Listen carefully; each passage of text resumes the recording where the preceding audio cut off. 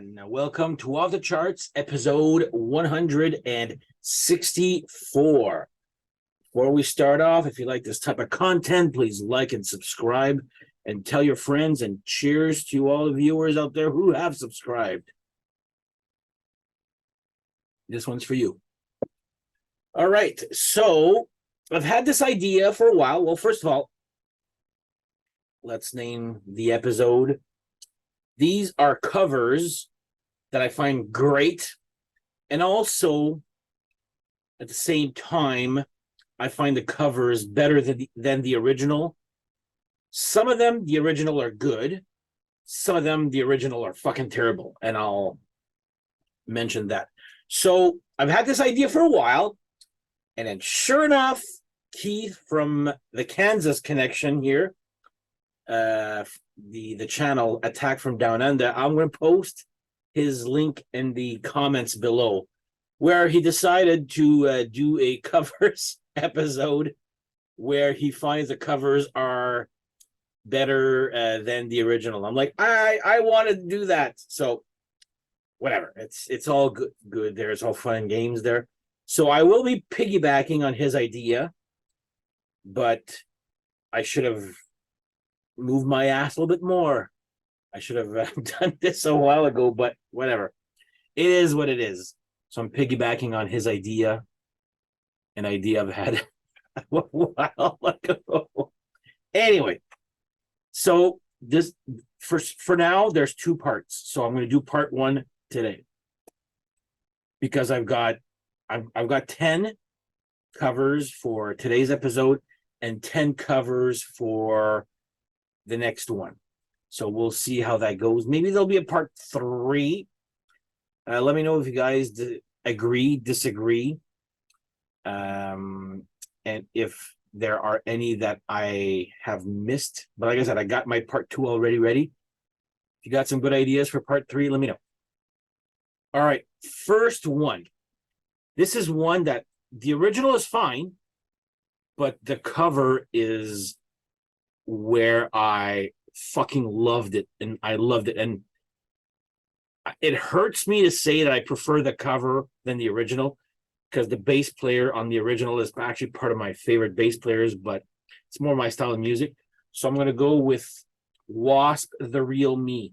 When I first heard it, I was in love with that bass line, but also I heard first the version of The Real Me by Wasp. Then I heard the version of The Who, which is the original version. I'm not dissing the original version, and I'm not dissing John Entwistle. It just, from my taste, and I love The Who. I love the song. This one here is a little bit more special. I remember playing this over and over and over again at the time when I first heard it. And I don't know. I'm a bass player, and that bass line just gets me. And, you know, I find this to be the best lineup of Wasp. I like Wasp here. But anyway, yeah, The Real Me by Wasp, original by The Who. And in no means am I dissing the version from The Who. I just prefer this version just for my tastes. If that makes any sense. There you go. Number 1. Number 2. The original version. This is actually pretty much a no-brainer out there. I don't know anybody except for fans of Fleetwood Mac that love the original version. So I'm going to go with Judas Priest, The Green Manalishi, and the Two-Pronged Crown. I remember driving in my car at the time and having Unleashed in the East playing, and my friend Steph was like, that song is actually pretty freaking good there. That's a good song there. And sure enough, The Green Manalishi, and they've done many covers. I could have gone with Diamonds and Rust, which is actually a good cover, very good cover also. Johnny B. Good, you know, love. I don't think it's better than the original, but I do like it. But you know what? I'm going to go with the standout track here, which is The Green Manalishi and the Two-Pronged Crown. The original version by Fleetwood Mac. I had the Fleetwood Mac version. It's good, but it's nowhere near as powerful. Again, for my tastes, I'm not dissing Fleetwood Mac. trust me, there'll be songs. Actually, the next one I'm looking at, I fucking hate it. But anyway, so here we go. The Green Manalishi and the Two-Pronged Crown by Judas Priest. I prefer the version of that than the version from Fleetwood Mac. All right, next up. This one's like a three-part gradual step here. So I didn't like when I first heard the cover, I thought it was okay. Okay. Then I heard sorry. When did this? I think what happened is I heard the original version. I thought it was okay. I heard the unplugged version. It was fucking good. Then I heard the original version. And then I realized how friggin' good the electric and acoustic version is. I'm talking about Kiss and Ace Frehley specifically doing 2000 Man. I liked it at the time on this version. I loved it on Kiss Unplugged. And then I heard the friggin' version by the Rolling Stones, and I'm like, oh my God, like there's no rhythm, there's no pattern. It's like, I don't even know how to explain it. Being a bass player, you know me, like 4/4, or I'm beats. It's all about pattern and a beat and all that. And the version by the Rolling Stones, I remember with my fun band here, I was like always arguing. The original version by the Stones is fucking terrible. There's got no pattern, there's got no beat, and then Kiss comes out, and say what you want about Kiss, love him or hate him.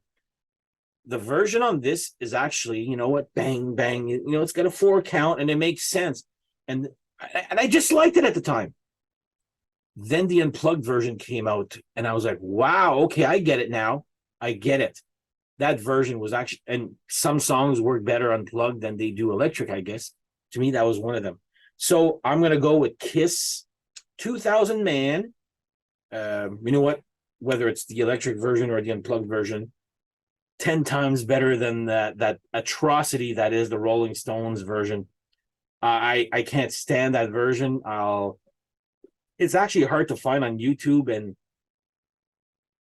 I tried, but I don't like the Stones to begin with there. But yeah, but they have some good songs.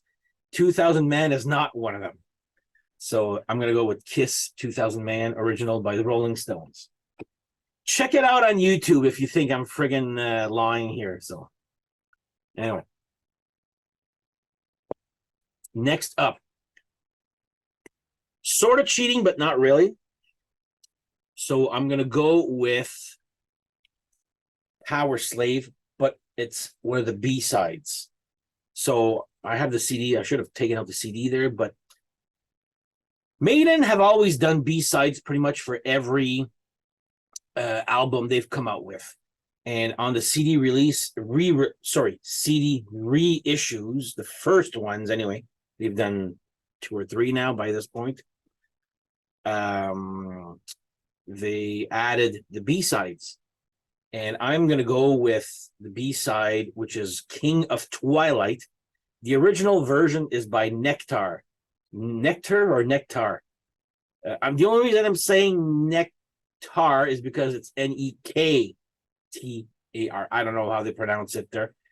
When I first heard the B-side for King of Twilight, I was like, wow, what an original song. Like, that song is friggin' awesome. Like, it's original, it's different, but it works for Maiden. Like I said, love the song. Then I went and listened to the Nectar version. I'm going to say Nectar. Fuck it. I don't care. Nectar version. You could hear the pieces of the song. Yeah, it's different. But by far, to me, King of Twilight's got to be one of the better. Definitely in the top 5. Easily in the top 5 best B-side songs Maiden has ever done. And they've done actually very good ones too. So I'm going to go with here. King of Twilight by Iron Maiden. B-side to, I forget, I don't know which song it was, what single it was there, but yeah, the original version by Nectar. I actually miss the days where bands like Maiden doesn't even do B-side covers anymore. I miss those days here. Like, what are you guys doing there? Maiden, Halloween, Wild Hearts, Wasp. Like, you guys had really good B-sides going there. So anyway, there you go. King of Twilight by Iron Maiden, original version by Nectar. All right, this one here. You guys are probably gonna laugh or just go, "Are you full? You're full of shit." The original version is good, very good actually. I like it a lot. The cover version is, and I know they're kind of cheating because they had a video for it, but the singer's vocals on this are so powerful, and the way the video makes it sound like even the people, it's like a, and I'll show it there. I'm going to go with Fate No More. I Started a Joke, the original version by the Bee Gees. Nothing wrong with the Bee Gees version, but Mike Patton goes to friggin', he goes all nuts. Like, one of his better vocal performances and soulful vocal performances on I Started a Joke. I think it's one of a very good, like, and they have also, I think this one, does it have Easy? Yeah, it's got Easy by, is it Lionel Richie or the Commodores? I forget there. But yeah, where is it yet? I Started a Joke. I love that cover. No disrespect to the Bee Gees. It's a good version, but Mike Patton sings with a passion. That's what I wanted to say. He's like, he gave it his all vocally on this one. I find, and it's very, not, don't expect Adele. That's not what I'm trying to get at here. But he's going all out. Like I said, he's really want to make it a soulful, vocal performance. So on this one, I'm going to go with Fate No More doing a Bee Gees cover of I Started a Joke. And check the video out for that. And you'll be like, oh, okay, I get it. It's like a karaoke. Some actors playing, like, doing karaoke, and they're making fun of this guy that looks a little bit weird or ugly, I guess, there.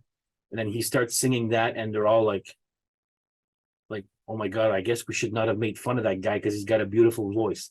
Like, that type of message. That's how I interpreted that song afterwards. Maybe the video helped or influenced me, but no one fucking cares, right? All right. Next up. All right. The cover version, I think, is fucking good compared to the original version. I'm not a fan of his type of music, that guy there. This is considered one of their worst albums, but that opening track of Ride Like the Wind. Ride Like the Wind by Saxon. The original version is by Christopher Cross. Nothing against Christopher Cross. It just does nothing for me. Like, nothing at all there. But the version on this here, wow. I was like, compared to the Christopher Cross, I really, really like the Saxon version of this cover here. Again, this is not considered their best album. I mean, it's a lot of people's, guilty pleasures maybe there. It's a good album for what it is, but there are a lot more better Saxon albums out there than this one here. So anyway, it is what it is. So I'm going to go with Saxon doing Ride Like the Wind by Christopher Cross. And you're welcome to go check out the original versions of these covers and tell me if I'm full of shit or if I'm right on the money. This guy is on the money. Cheers. This is not my first drink tonight. Beware. All right. This one here did not like the original version. It's an old song, mind you, there, and nothing against that, but I just didn't like it there. And this one is actually a surprise.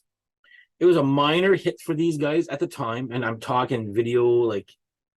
So I'm talking about Bullet Boys doing "Hang On, Saint Christopher." I actually love that song a lot. Great mood song. It's fairly close to the original, same idea, but I really do love what the Bullet Boys have done with that song. Of course, before doing this episode, I went and listened to the original versions, and trust me, I friggin' love this version a lot more than I do. And the version is by Tom Waits, and this was old, like an old song, like 50s, maybe even 40s. I don't know. I forget when. I should know when they started making records, right? But anyway, great choice. And when I like covers, I like something different, something original. Like, I don't want to hear somebody do Queen's Will Rock You, or Kiss, Detroit Rock City. They've been done to death. This was a great cover, a great choice, and I like their the obscure choices of covers. So I'm gonna go with Bullet Boys doing Tom Waits' version of "Hang On, Saint Christopher." There you go. It was a minor hit for them at the time. At the time, I actually thought it was their song. Then I heard a cover. All right. Still, I like it. All right. Sorry, Canadian fans. I'm gonna diss one of your. I am Canadian, by the way, so I'm allowed to diss a Canadian treasure. So I'm gonna go with Nazareth, and Keith did Love Hurts. I'm doing another cover. I'm gonna go with Nazareth doing This Flight Tonight, the original version by Joni Mitchell. Ding, ding, ding, ding, ding. Like, it's got some bass and some gallop and all that. The Joni Mitchell one is like a folk song. You can hear the same pattern if you listen to it there, but I love their version of This Flight Tonight done by Nazareth. Unfortunately, this is the only album I have on vinyl from them there. So yeah, I'm gonna go with Nazareth doing This Flight Tonight by originally done by Joni Mitchell. It's a folk song. It's not my style of music. Whatever. It is what it is. So there you go. Nazareth, This Flight Tonight, doing Joni Mitchell. Two more. Nothing that's the original version, but this is the version I first heard. So, and this, I've already showed the album cover as I'm recording. Great White doing Once Bitten, Twice Shy, the original version by Ian Hunter. I actually bought the single, or sorry, my mom bought me the single. I remember, it's a funny story. I remember we went to New York and I got Winger in the Heart of the Young with my own money, but for some reason, my mom bought me the single to Once Bitten, Twice Shy. And she saw the cover. She goes, "Oh, are these girls singing?" I go, "No." "What the hell? Why would you sell?" Oh, she was so against the cover. I mean, these are just two legs, but the single had two girls on the cover. Why would you need to have girls to sell your music? Blah, blah, blah, blah. Oh my God, did I not hear the end of it on that trip to New York? So I think it was New York. It's somewhere in the States. I know that. So anyway, that's the version I heard first. It's sad to say, okay, it's easily I'm gonna say it's my top two best Great White song. The other one would be The Big Goodbye, whatever, the album, Psycho City. Anyway, it's sad to say that I find that this is Great White's best song, if you don't count the one I just mentioned. I find them good, not great, but anyway, that's another episode for another time there. But when I say I friggin' love the structure of this song, it starts out with just a guitar, then the piano, then the bass. Like like first verse is just the guitar and the singer and the drums, not many drums, and then it goes the next verse and chorus as an instrument, and then the next verse and chorus as another instrument. I love that type of, you know, anyway, that type of, I don't, not crescendo, but progression. Anyway, think of that word. Good work, Dan. Anyway, Great White doing Ian Hunter's Once Bitten, Twice Shy. I love the video. Love this song. This is easily their biggest hit, and it's unfortunate it's a cover, but it is what it is. So there you go. This is my number 9. And sorry if there was a pause. I just thought of another cover, so maybe I'll say that for next episode. Okay, this last one, I've actually saved this, and family members and cousins, if you're watching this, you'll definitely remember this story. For those of you who are watching my channel for the first time, this is a story that I'm 51, and this story has been following me since I was probably maybe 7 or 8. So my uncle gave me a 45 record. So my family, you'll probably know exactly where I'm going with this here. I got this 45 record, and it was probably it was that, or I forget what else, some child. Anyway, so the record, apparently, this comes from my mom and my uncle. I played the 45, and then after it, I would put it back to start and play it again. And then back to start, play it again. Back, and so I played it over and over and over again. And even my uncle told me, and I actually found this out maybe less than 5 years ago, maybe. And I remember he told me that my mom, apparently, like brothers and sisters call each other on the phone. This is back in the 70s. So you can't text anybody, you have to call them. So he's like, Claude, my God, why the hell did you give my son that friggin' 45? I'm sick and tired of hearing it. So anyway, enough with you'll probably be like, what the hell is it? This is the best song ever. Probably not. So it's a 45. So I'm going to go with, it's the Stampeders doing Hit the Road Jack. Is that? There you go. And I can't tell you how much of a story or a conversation piece this 45 is with my family and I. Like every time we meet, just last year we were still talking about it, oh, Dan and Hit the Road Jack, and I heard that, the original version is by Percy Mayfield. It's just another folk song, but this one, you got to understand that I was a young impressionable kid at 7 or 8. I loved the sketch at the beginning where it's I guess Wolfman Jack and some other guy talking, and she told me to hit the road, Jack. I love that little sketch at the beginning. And I remember when I was probably in the 90s, I got to get this. I actually went and bought a Stampeders Greatest Hits just to have Hit the Road Jack on digital. But yeah, I have it on 45. But that song has stuck with me. You'll go to a family meeting on my mom's side, not my dad's there, but on my mom's side, you'll go to a family meeting and they'll mention Hit the Road Jack, Dan. But I couldn't believe I didn't know about my mom when she told my brother, why the fuck, not that sense, why the hell did you give my son that 45? I played it over and over again, and even my uncle, visited me,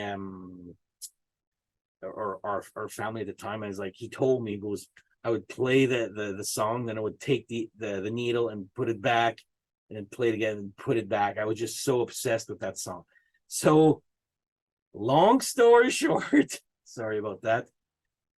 I'm going to put Hit the Road Jack by the Stampeders. It's been covered many times, but Hit the Road Jack by the Stampeders has a very, very deep meaning for me as a kid. It was probably the first music somebody gave me or owned. I guess I played the crap out of it. That's not the original. Like the original is destroyed, like it's scratched, and I had to rebuy it just for. And it's the same version. It's like that little yellow and red pink symbol there. Like this is not the original version there. I'm not gonna lie to you guys there. So yeah, anyway, that's Hit the Road Jack. That was quite the song in my youth. So there you go. That's the end of part one. Hopefully I didn't bore you guys to death with those family stories there, but you know what? There's a reason why I find certain songs better than others. Some are attached to memories, some are attached to having heard them for the first time.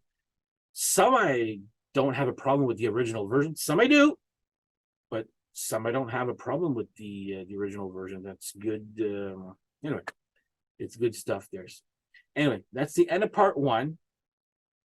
Feel free to give me some suggestions. Like I said, I got my list right in front of me here. I see it right here. Part two will be, I forget the schedule there, but anyway, it's already there and it's already written. So on that note, thank you guys for watching, and we shall see you guys next time. Take care and have yourself a good day. Bye-bye.